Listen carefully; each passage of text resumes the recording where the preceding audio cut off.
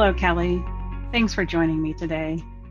With your background driving change initiatives at Fortune 100 technology companies, and by the way, with that impressive Gold Stevie Award for all of those change efforts, I am so happy Thank to you. have you here to join us and share some tips with our audience.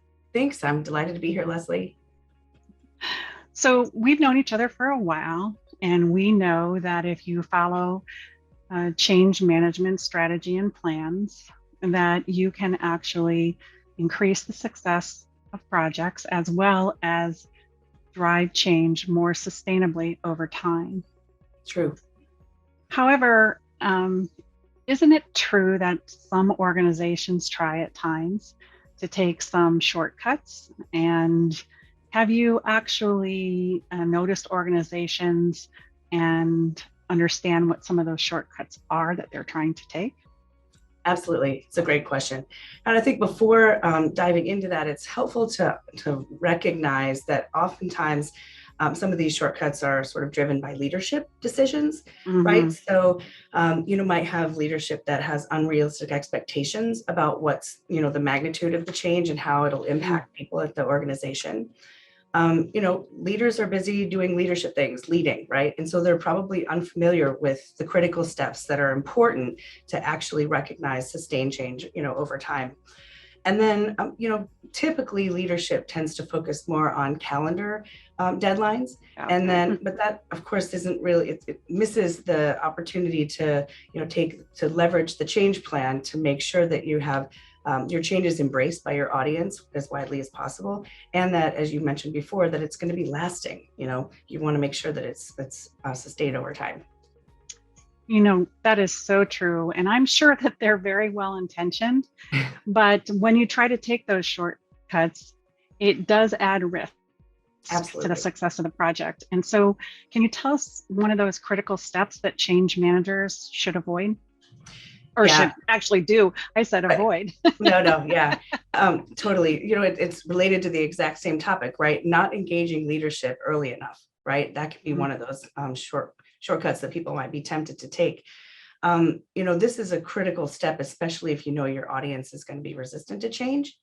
And, you don't necessarily have to have, the leadership, engaged with you throughout the entire change initiative. Some change initiatives are very long, and the likelihood of getting, top level leadership to be engaged on a regular basis is probably pretty slim. But if you know that there's going to be really wide change out there, it's important to at least get their help in announcing the change and particularly focusing on why.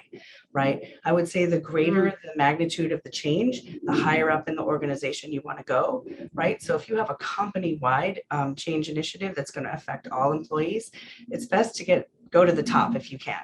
So that's one of the things I would certainly avoid is, not engaging leadership early enough in the process. You know, Kelly, that's really a great point. What other shortcuts have you seen organizations consider when they want to try to push change efforts a little bit more quickly? Absolutely. This is actually one of, I think, the most critical and one of the most important aspects of change plans that I have recognized in my role. It, we have a tendency not to want to engage with advocates for whatever reason, right? And, advocates can be really great cheerleaders for your project. They can also function as a canary in the coal mine if, they're super resistant to change. Yeah. An entire change project can be completely derailed by several loud complaining naysayers, if you will. So what I always try and do is anticipate who those folks are and bring them to the table. Have them help me understand what's gonna, if this is what's going to happen, how is that going to impact you?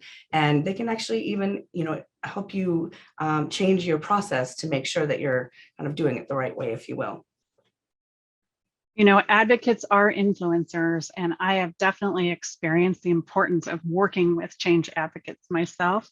Right. Are there They can any actually other? even go, they can actually even, advocate for the change for you, like little foot soldiers. Yes, yes.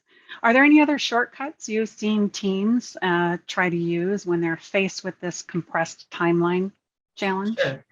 Absolutely. So, especially when we want to kick off a change initiative, and if we're looking at a really tight timeline, we have a tendency to miss the beginning step of surveying our audience, right? The organization, trying to gauge where they're at, and so that you can make a plan that really tailored to, making sure you help overcome some of their obstacles. I tend to try and focus on first measuring awareness of the change that's coming, and then preparedness, how prepared folks are for it. If you can't reach everybody in the organization, that's fine. Even if you just take a small sample size, it's going to help you understand what you're kind of up against. And then I'll say that, if I've done a survey and found that maybe the folks are not quite prepared for the change, we've definitely pivoted, and we've, kind of slowed down some timelines to make some changes to make sure that those folks are ready for the change. And then, of course, don't forget to measure the sentiment afterwards.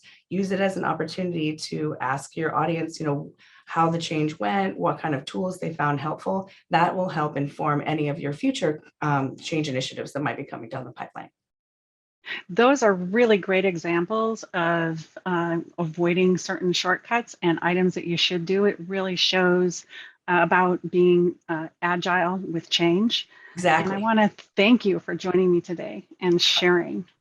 Thanks for having me, Leslie. Take care. Bye. Bye-bye.